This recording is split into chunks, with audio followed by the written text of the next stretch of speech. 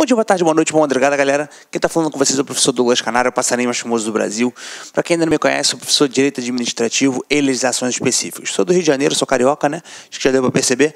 E eu estou aqui para trabalhar um pouquinho com vocês da matéria de Direito Administrativo chamada de improbidade administrativa. Eu sigo com vocês aqui no tópico de improbidade, vou colocar alguns conceitos aqui, a gente vai trabalhar. Eu sempre deixo, tá? E hoje não seria diferente, eu deixo minhas redes sociais com vocês. Minhas redes sociais é @professorcanário. Qualquer dúvida pode me chamar por ali que eu vou te responder no que eu puder. Beleza? Mas vamos lá, Canário, vamos tacar fogo. Primeiro conceito de improbidade administrativa diz assim, ó. Improbidade administrativa. Ato de improbidade administrativa é todo aquele que custa a administração pública e do interesse público importa em enriquecimento ilícito, que está previsto no artigo 9º. Artigo 9º de qual lei? Da lei de improbidade, a lei de número 8429, que causa prejuízo ao erário, que está previsto no artigo 10º, e que atenta contra os princípios da administração pública, que está no artigo 11º. Curso de Direito Administrativo, Júnior, enfim, da Juiz pode. Na Constituição Federal diz assim, ó, no artigo 37, parágrafo 4º, tratou de improbidade administrativa e diz: os atos de improbidade administrativa importarão suspensão dos direitos políticos, perda da função pública, indisponibilidade dos bens, ressarcimento erário. O mais importante, se você reparar, é que ele diz assim, ó, vírgula, na forma e gradação previstas em lei, sem prejuízo da ação penal cabível. Isso aqui é importante, muito. Quando a Constituição trata isso aqui pra gente, caralho, que ela traz, ó, vamos jogar aqui um OBSzinho. Quando a Constituição Federal traz pra gente essa parte de improbidade administrativa, prevista no artigo da Constituição Federal, qual artigo, Canário? O artigo de número 37, parágrafo 4º. E que ele diz que os atos de improbidade administrativa importarão a famosa suspensão dos direitos políticos. Aí ele diz pra gente a famosa perda da famosa função pública. Aí ele diz a indisponibilidade dos bens. Isso aqui, muito famoso, a gente vai trabalhar isso já já. Aí ele diz a indisponibilidade dos bens na forma e gradação previstas em lei. Quando ele coloca aquela vírgula e coloca na forma e gradação previstas em lei e fecha a vírgula, o que ele quer dizer? De acordo com 8429. É isso que a Constituição faz. A Constituição, desculpe o termo, ela joga assim, isso aqui não é comigo. Como vai funcionar? Aí você tem que olhar na forma que está na lei. Na forma que está na lei é na lei de número 8429. A Constituição Federal, quando veio em 88, ele trouxe para a gente o que uma lei iria dizer. E essa lei é que a gente vai trabalhar daqui a pouco. Beleza? Aí ele diz, isso sem prejuízo da ação penal cabível. Vamos lá. Isso aqui tem muita coisa boa para a gente queimar. Como assim muita coisa boa? Primeiro, eu já entendi que é suspensão dos direitos políticos. Tranquilo, Canário. Suspende, o cara não pode usar ou seja, votar nem ser votado. Perfeito. Ele perde o famoso direito político. Isso aí não vai entrar em discussões políticas, não, mas é o que alguns relatam que teria que ter acontecido no passado, enfim, coisas desse tipo. Perda da função pública, ou seja, ele pode perder o cargo, sim. Inclusive, se eu for olhar nos estatutos, eu vou dar como exemplo a 8.112. Mas é claro que tem os demais estatutos. Eu sei que o seu é diferente. Show. Enfim, na 8.112, uma das formas de demissão, se você for olhar na lei, é improbidade. Canário, o primeiro raciocínio é, o que é improbidade? Só para poder tentar entender o porquê que o cara perde o cargo, se eu ainda não conseguir raciocinar o que é improbidade. Improbidade, gente, é um ato de desonestidade, ou seja, que traz a ideia de enriquecimento ilícito, que atenta contra o princípio, ou seja, o que causa prejuízo. Perfeito. Esses atos aqui são atos ilegais. Concorda comigo? Sem nunca ter estudado na vida, com seu conhecimento de mundo, é isso que eu quero que você venha. Vem com seu conhecimento de mundo, vem pra cá, vem junto comigo, deixa teu coração bater. Já entendi que não é um ato certo, é um ato errado. Perfeito. É um ato que vai de encontro à lei. Perfeito. Já entendi essa linha de raciocínio. Então, se esse ato aqui vai de encontro à lei, o cara pode perder os seus direitos políticos. Votar e ser votado. Perfeito, Canário. Ou seja, ele não tem mais o gozo dos direitos políticos, consequentemente, abre aspas, ele não poderia ocupar cargo público, porque um dos requisitos é estar em gozo dos direitos políticos. Perfeito. Canário, eu já entendi que ele pode perder o cargo. E perder o cargo, como você disse, lá no 8.112, uma das formas de demissão, salvo engano lá no 132, ele vai trazer que uma das formas de demissão é praticar a improbidade. Praticar ato de improbidade. Não leva a crime, não. Crime é um negócio muito pesado. Aqui é ato de improbidade. Quando ele pratica esse ato de improbidade, uma das formas dele ser penalizado, Canário, é perdendo a sua função pública. Então ele pode vir a figurar num processo administrativo, por exemplo, Canário, sim, e pode estar lá na ação penal cabível também, sim, ele pode responder na ação penal cabível. Perfeito. Uma pergunta que se a banca quiser aprofundar um pouquinho, isso aqui eu quero te nivelar para mais, então vem comigo. Se a banca perguntar se o cara foi absolvido na esfera penal lá e ele já tinha perdido o cargo pela função, na função aqui, já tinha gerado a perda da função, vincula a esfera? Toma cuidado. Até vincula. Só vincula se for o quê? Negativa de autoria ou inexistência de um fato. Lembra sempre disso. Não é toda sentença judicial que vai vincular a esfera administrativa. Mas se for de absolvição por negativa de autoria ou inexistência do fato, não há o que se falar. Catarina, isso é alguma jurisprudência? Não, está na lei. Inclusive, se você quiser como base, está no artigo 126 da 8.112 de 90. Ele vai dizer que uma sentença vincula a esfera administrativa se for negativa de inexistência do fato ou de sua autoria. É assim que diz lá na lei. Então, preste atenção. Então, já entendi, canário, para você ficar com essa carta na manga. Essa perda da função pública, realmente o cara perder. Ele pode perder e vir uma sentença judicial e interferir nessa esfera? Até pode. Sim, se essa sentença judicial for de absolvição, por quê? Fala comigo, deixa o teu coração bater. Por negativa de autoria ou por inexistência de um fato, beleza? Isso aqui já deixou tua carta na manga, tranquilão? Coração batendo firme e forte, olha pra mim, olha no fundo do meu olho, isso mesmo, vem que daqui a pouco a gente vai fazer um mapinha mental, fica tranquilo. Essa indisponibilidade dos bens, você já viu. Vi não, canário, viu sim, ó. Eu não posso falar. Eu sou carioca, né? Então eu vou falar, no meu estado posso falar. E aí, o que acontece? Há muito tempo atrás, teve um juiz que estava dando um rolê com o carro de um cara que eu não posso falar o nome. Começa com e termina com isso aí, Batista, perfeito. O início eu não posso falar. Mas aí, canário, pode isso? Não pode. Caralho, sério, não pode. Mas por que aconteceu? Porque é Brasil. Mas não pode. Mas olha pra cá, olha pra mim, olha no fundo do meu olho. Vou te explicar o que acontece. Os bens, quando ficam disponíveis, por quê? Porque eu consigo entender, eu consigo inferir, eu consigo deduzir com forte indício que o cara fez merda. Beleza, fez merda, fez caquinha, show de bola. Se ele fez merda, a chance dele ter gerado um prejuízo para o Estado é muito grande. E o Estado quer fazer o quê? Quer colocar aquele dinheiro de volta nos cofres públicos. Beleza, esse é um raciocínio lógico. Então, se você toma um prejuízo, você quer o quê? Poxa, eu quero recuperar esse prejuízo que eu tomei. Então, se coloca na qualidade de Estado. Mesma coisa é o Estado. O Estado quer voltar com esse dinheiro de volta. Aí o Estado fica, meu Deus, mas eu sei que foi esse cara. Mas aí o cara diz, haha, devido ao processo legal, ninguém é considerado culpado, senão após o trânsito julgado. E aí, cara, o que aconteceu é que ficou nessa. Aí o que acontecia? O cara ia pegando os bens que ele tem todinho. Por exemplo, ele deve R$10. Aí isso aqui vale 2. Aí ele tem 5 dessa daqui, que vale R$2.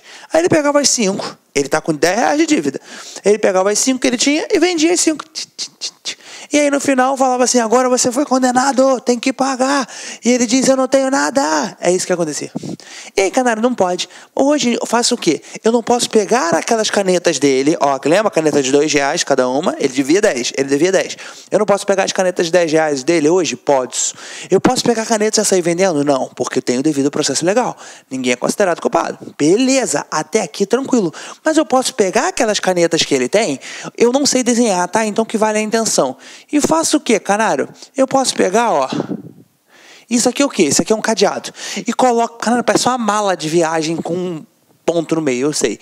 Mas eu pego as canetas dele, ó. Essas aqui são as canetas, ó. Estão todas deitadinhas aqui, ó. E as canetas eu coloco dentro da mala. Quando eu coloco dentro da mala, coloco dentro do cadeado. Quando eu coloco dentro do cadeado, eu estou colocando a famosa indisponibilidade dos bens. Isso é considerado penalidade? Ainda não. Isso é chamado de medida cautelar ou medida acautelatória. É que se ao final ele for condenado, eu vou abrir aquele cadeado, vou pegar aquilo ali e vou diminuir a dívida dele. Essa é a ideia. Por enquanto, seu coração tá batendo junto com o meu? De verdade? Olha no fundo do meu olho. Então já entendi. O que é? Isso aqui é só dispositivo constitucional? Isso, por enquanto, eu só estou batendo os dispositivos constitucionais contigo. Suspensão dos direitos políticos. Ele perde o direito de votar ou de ser votado. Perfeito. Automaticamente ele não pode ocupar cargo público. Beleza. Perda da função pública, ele pode ser demitido de um cargo. Por exemplo, ele pode passar por um famoso processo administrativo disciplinar. Show. Tanto que na 8.112, uma das formas de penalidade de demissão é a improbidade. Belezinha? Tranquilão. Indisponibilidade dos bens como sendo uma famosa medida cautelar ou medida cautelatória. É aquela que eu pego os bens do cara e coloco no cadeado. Tranquilo até aqui? Seu coração ainda tá batendo? Tô sim, galera. Vamos lá. Vem mais um pouquinho. E ele diz sem prejuízo da ação penal cabível. Que tudo isso pode estar acontecendo e pode estar rolando uma sentença judicial. Sim, pode estar rolando uma ação penal cabível, sim. Uma ação penal, perfeito? Então, este momento é só o que falamos sobre improbidade dentro, por enquanto eu estou dentro da nossa linda Constituição Federal.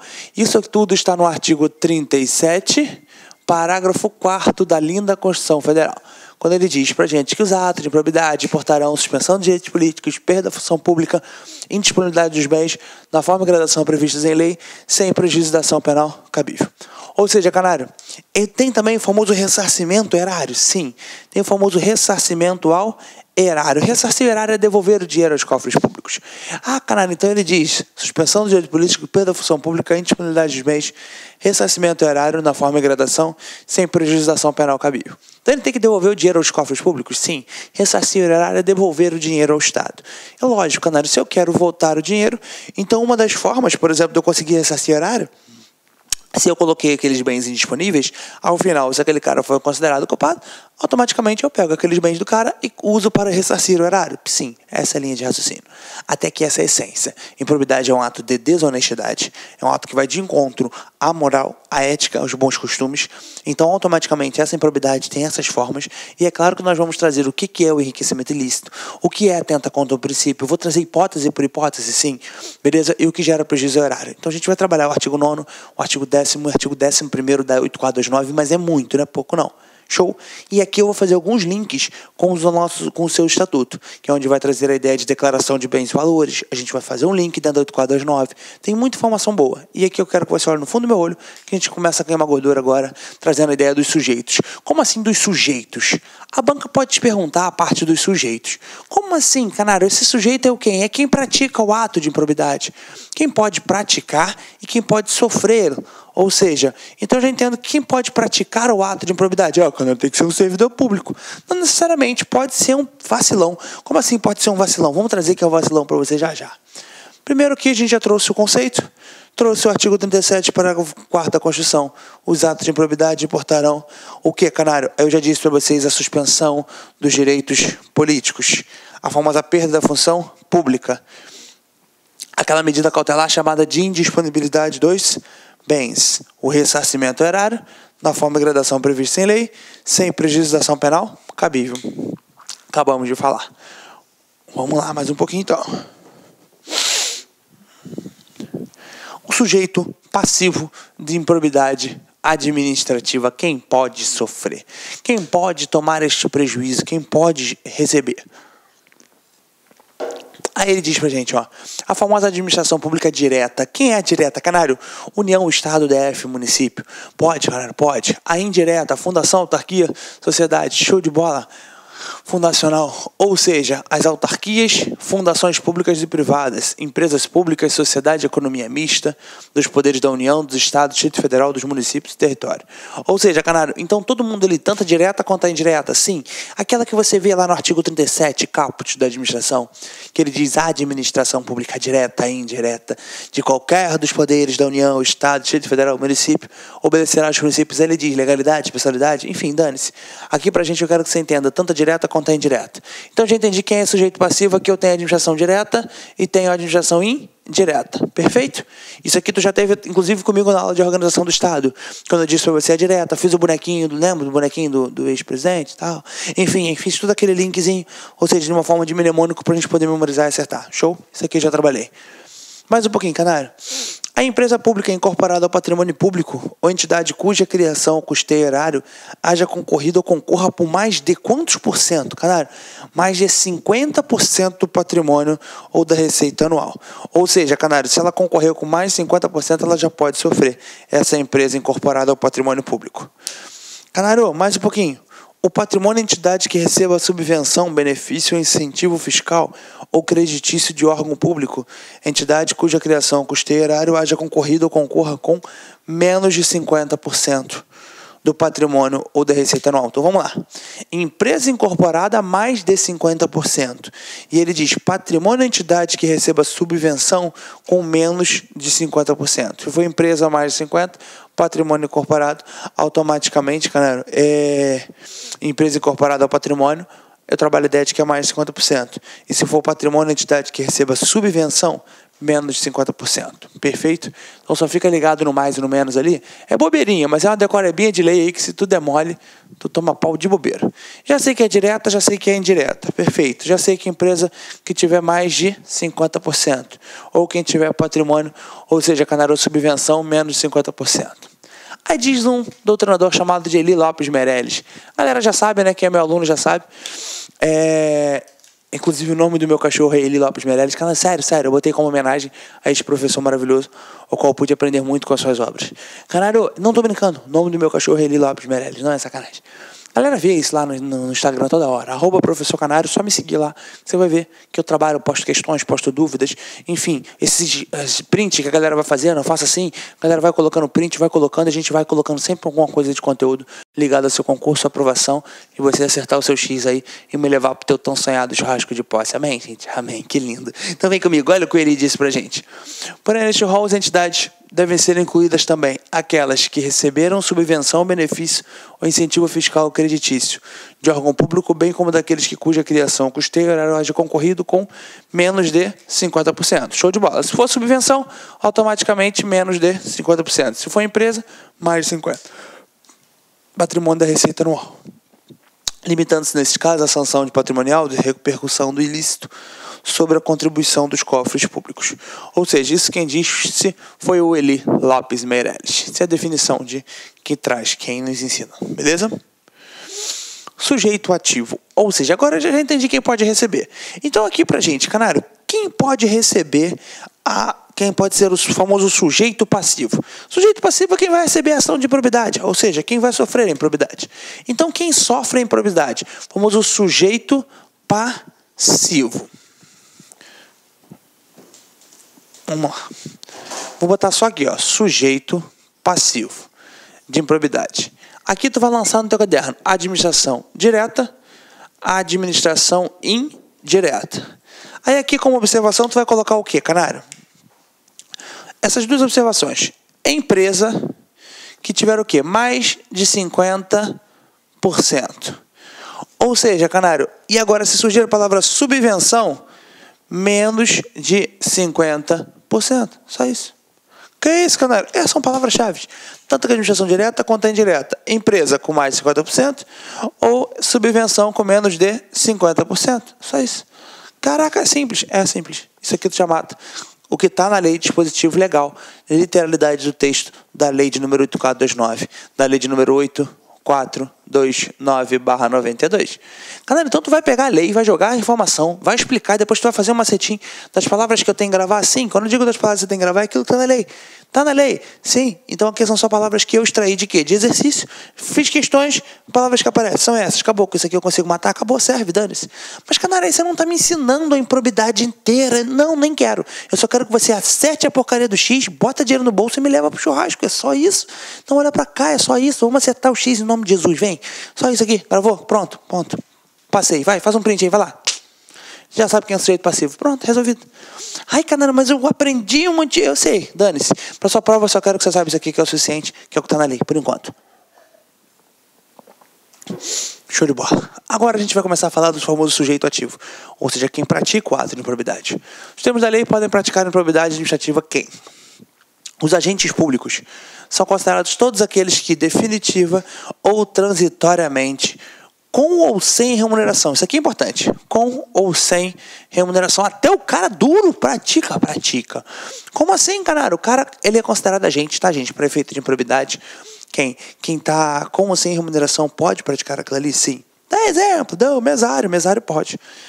Caraca, sério. O mesário pode gerar um dano no Estado. Portanto, ele é um dos caras sem remuneração, jurado, beleza? No Tribunal de Júri. Eleição, nomeação, designação, contratação, seja qualquer forma de investidura ou vínculo. Exerça alguma função pública, mandato, cargo, emprego, em nome dos sujeitos passivos do ato de improbidade. Ou seja, então vem comigo. Então pode ser o mesário, Canário? Pode ser o jurado? Sim. Pode ser o cara que está ocupando cargo, emprego, função? Sim. Qualquer que seja o tipo de vínculo. Beleza? Portanto, eles podem praticar a improbidade? Sim. Mas quem, Canário? Olha este aqui, que esse aqui é o que mais cai, é esse cara aqui. E geralmente as questões de improbidade estão no sujeito. Então se tu errar esse sujeito, eu vou te enforcar. Como assim, caralho? Terceiros também podem ser considerados sujeitos ativos de improbidade administrativa. Aqueles que, induzam ou concorram para a prática de ato ou dele se beneficiem sob qualquer forma direta ou indireta. Ou seja, se esse cara está induzindo ou concorrendo ou se beneficiando já é o suficiente. Dá exemplo ele está praticando improbidade junto com um servidor. Então um servidor público está ali feliz e contente, fazendo as suas merdas normais. Quando vem um indivíduo que não tem nada a ver com a porcaria da história e chama o cara para fazer mais merda. É isso sim, o servidor ele faz merda com o outro. Por que ele faz merda? Porque ele aprendeu a fazer merda com o irmão mais novo. Assim, canalha, aprendeu a fazer merda com o irmão mais novo. E isso, 2 irmãos não fazem merda dentro de casa? Normal. Como assim? João é irmão de Pedro. Os 2 faziam merdas quando criança. Cresceu, João virou servidor. João arrumou quem? Achou Tício no meio da vida. Quando ele conheceu Tício, os 2 fizeram merda junto. Por que eles faziam merda junto? Porque o servidor, ele arruma outro para fazer merda. Isso daí que surge uma matéria chamada de concurso de pessoas, que diz o Código Penal lá, quem de qualquer modo concorre para o fato, incide nas penas excominada na medida de sua culpabilidade. Enfim, tô brincando, mas onde eu quero chegar? Só que João é servidor público. João é um servidor público. Se é um servidor público, pode ser um sujeito ativo de improbidade? Sim, acabou, dane-se. Canalha Tício. Tício é quê? Tício é um pela-saco, Tício é um vacilão, Tício é um nada, não é nada. Tício é só o amigo que faz merda. Aquele cara que acha que é servidor. Cara, é o putativo? Não, calma, o putativo ele tem que estar praticando ato em nome do interesse do Estado. Se ele está fazendo merda, ele passa a ser usurpador. Então toma cuidado com isso. Mas aí Tício chamou o João para fazer merda. Os 2 faziam merda juntos? Sim. Se fizerem merda juntos, automaticamente, mesmo Tício não sendo servidor, pode ser sujeito ativo? Sim. Ele está induzindo, auxiliando ou concorrendo para, ou está se beneficiando. É o suficiente para que ele pratique ato de improbidade. Tá comigo? Então o cara pode não ser servidor e praticar? Sim. Basta que ele pratique junto com um servidor. Que lindo. E esse Tício, canário, mesmo não sendo servidor, ele já pode, eu já entendi. Mas o outro tem que ser qual servidor? Qualquer um. Acabou. Ele basta que ele seja sujeito. Então, terceiros que podem ser considerados sujeitos ativos de improbidade, sejam aqueles que induzam, concorram para a prática do ato ou deles se beneficiem sob qualquer uma de suas formas. Ou seja, direta ou indireta. Se ele se beneficiou, já é o suficiente para ser considerado. Então, posso ter um particular que não tem nada a ver? Pode. Aí diz ele lá para os Meirelles. Os agentes públicos de qualquer nível ou hierarquia são obrigados a velar pela estrita observância dos princípios da legalidade, impessoalidade, moralidade e publicidade no trato dos assuntos que lhes são afetos. Vale mencionar que o ressarcimento do dano deverá ser integral quando ocorrer lesão ao patrimônio público por ação ou omissão, dolosa ou culposa do agente ou de terceiro. Assim me refiro. Inclusive no caso de enriquecimento ilícito, perderá o agente público terceiro beneficiário os bens e valores acrescidos ao seu patrimônio. Como assim, cara? Ele pode perder? Pode perder aquilo que foi acrescido. Então vamos lá. Já entendi 2 coisas, canário. Já entendi que na famosa improbidade administrativa, eu posso linkar aqui o quê? O famoso sujeito passivo. E desse sujeito passivo, eu posso falar que eu tenho a administração direta, a administração indireta. Eu posso falar que eu tenho a empresa. E eu posso falar que tem alguma coisa ligada à subvenção. Se for empresa, é mais de 50%. Se for subvenção, é menos de 50%. Beleza. Mas eu tenho também, canário, os famosos sujeitos ativos. Quem pode fazer a merda de probidade. Já sei quem pode sofrer. Agora eu tenho que saber quem pode fazer a merda. Então, quem pode praticar essa improbidade? Eu posso falar que são os servidores? Sim, cara. Desses servidores públicos aqui, eu posso falar que eu tenho com ou sem remuneração. Show de bola. Eu posso falar que eu tenho ocupante de cargo em comissão. Eu posso falar que eu tenho ocupante de função de confiança. Eu posso falar que eu tenho mesário. Eu posso falar que eu tenho jurado, que são os famosos agentes honoríficos. Que agente honorífico é dotado de honorabilidade, é honra e duro. Beleza? Isso é honorífico. Como assim honra e duro? É honra e duro. Por que, canal, ele tem honra de servir ao país, mas ele tem a dureza de ser pobre no país? Ou seja, canal, então é honorabilidade. É o famoso mesário jurado. Ele trabalha sem ganhar nada. Canal, eu ganhei um vale coxinha, que só aceita no Habib's, e o Habib's fecha nesse dia. Eu sei disso. Beleza? Isso é pra honra do pobre. Tô brincando. Mas, ó, vem comigo. Então, já entendi que esses caras aqui podem, sim. E eu posso ter também, canário, um particular sem vínculo, sim. Desde que ele faça o quê? Desde que ele tenha 3 palavrinhas. Induza, concorra ou se beneficie. Se ele induzir, concorrer ou se beneficiar, já é o suficiente para ele ser considerado um particular. Canário, desde que ele esteja o quê? Atrelado ao servidor. Portanto, já tem aqui, dessa improbidade, o sujeito passivo e já tem o sujeito ativo. Dentro do sujeito ativo eu tenho com ou sem remuneração. Tá aqui contigo. Olha para cá, olha para mim. Eu tenho, canário, corre comissão, função de confiança. Show. Eu tenho mesados e jurados, que são os honoríficos. E eu tenho particular sem vínculo com o Estado. Desde que ele esteja fazendo junto com o servidor, que ele induza, concorra ou se beneficie sobre qualquer uma de suas formas. Perfeito. Portanto, aqui eu já tenho os sujeitos ativos e os sujeitos passivos do ato de improbidade. Tá comigo? Vamos lá mais um pouquinho então.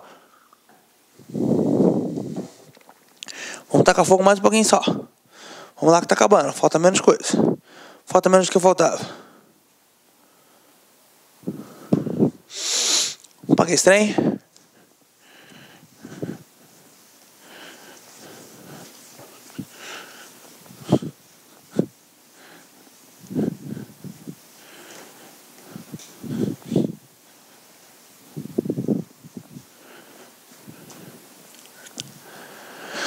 Já disse os princípios, vale mencionar que o ressarcimento erário, ou seja, até o valor acrescido. Daqui a pouco a gente trabalha. Ato de improbidade administrativa. 3 hipóteses de improbidade administrativa para o artigo 9º, 10º e 11º. Lembra que eu já trouxe prejuízo, dano e atentar contra o princípio. São considerados atos de improbidade administrativa os atos administrativos, as condutas dolosas ou culposas, sejam elas omissivas ou comissivas, que importem em enriquecimento ilícito, que gera prejuízo ao erário público e que atentem contra os princípios da administração pública. Esses são os 3 atos considerados atos de improbidade. No caso de enriquecimento... Olá, meus amigos, minhas amigas, sou o professor Luiz Antônio de Carvalho, com muito prazer, muita satisfação, estou aqui para fazer um convite muito especial para você que está se preparando para o grande concurso do INSS. Nós aqui da Lá Concursos, nós estamos lançando a turma 2, isso mesmo, a turma 2, pré-edital do INSS. Se você ficar até o final desse vídeo, eu vou passar para você um caminho na qual você poderá assistir o nosso curso grátis, né? Para você não vai ter essas interrupções do professor Luiz Antônio. Então fique até o fim que eu vou passar o caminho na qual você pode estar assistindo a aulas grátis aqui na Lá Concurso, né? Então vem comigo, nós aqui da Lá Concurso, nós montamos um super curso pré-edital. Você pode ter certeza que este curso aqui para o INSS é o melhor custo-benefício da internet, um curso completaço, um curso de 6 meses.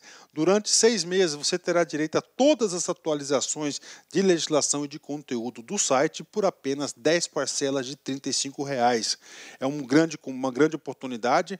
O concurso do INSS em 2016, nós tivemos aí aproximadamente 1 milhão de inscritos, é isso mesmo, 1 milhão de inscritos, ou seja, é um concurso muito concorrido. E se você não estudar com antecedência, com planejamento e foco, você pode ter certeza que você será mais um na multidão. Bacana? Então, pré-edital turma 2 aqui da Lá Concurso, né? Professor, como é que eu faço para ter acesso aí às aulas inteiras, sem o corte do senhor, né? Então vem comigo, atendendo a pedidos aí.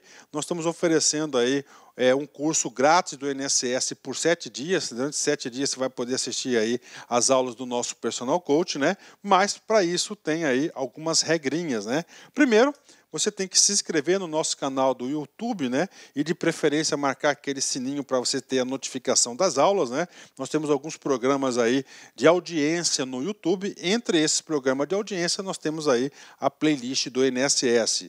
Tem que curtir o vídeo do professor, né? Tem que curtir o vídeo do professor, tem que clicar no link na descrição, que nesse link na descrição vai direcionar para o site da Lá Concurso.